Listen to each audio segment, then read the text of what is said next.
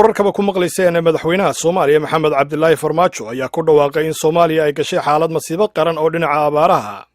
Hadalkan ayaa madaxweynuhu ka sheegay shir loogaga hadlayay abaaraha ba'an ee ka jira Soomaaliya iyo jawaabta laga bixinayo oo maanta ka dhacay magaalada Muqdisho. Shirkan oo ah kii ugu horeeyay ee heerkan ah ee looga hadla abaaraha Soomaaliya ayaa waxaa soo agaasimay madaxweynaha Soomaaliya Maxamed Cabdullaahi Farmaajo waxaana ka qayb galay maamul goboleedyada dalka iyo weliba hay'adaha qaramada midoobay iyo kuwa kale oo gargaarka bini'aadamnimada ka shaqeeya. Haddaba warbixinta kooban waxaa shirkaasi nooga soo diray waxaa nooga diyaariyay wariyahayaga Maxamed Cabdi Xasan.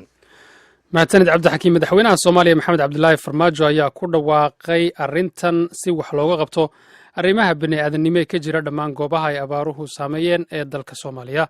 madaxweyne Farmaajo ayaa maanta arrintan ka sheegay magaalada Muqdisho oo ka furay shir caalami ah kaasoo bulshada caalamku ay qayb ka tahay islamarkaana lagaga hadlayay sidii looga jawaabi lahaa abaaraha ka jira dalka.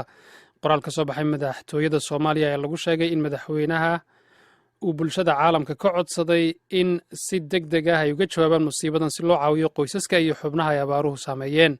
madaxweyne Farmaajo ayaa sheegay in macluushii sanadkii 2011 ay ku dhinteen dad kor u dhaafaya 200,000 oo qof.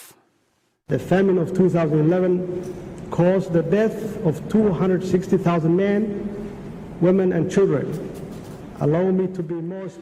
macluushii 2011 waxay keentay dhimashada 260,000 oo rag, dumar iyo carruur ah. haddii aan sii caddeeyana tirada dhabta ah waxaa lagu qiyaasay inay ahayd 4.6% tirada dadka ee Soomaaliya, ayuu yidhi. Farmaajo ayaa dhinaca kale ugu baaqay ganacsatada Soomaaliyeed iyo qurbo joogta inay ka qayb qaataan dadaalada lagaga soo kabanayo abaaraha si loo yareeyo saamaynta abaaraha ee dalka, isagoo sheegay in haddii laga gaabiyo ay taasi keeni karayso musiibo bini'aadanimo oo dalka oo dhan ka dhacda.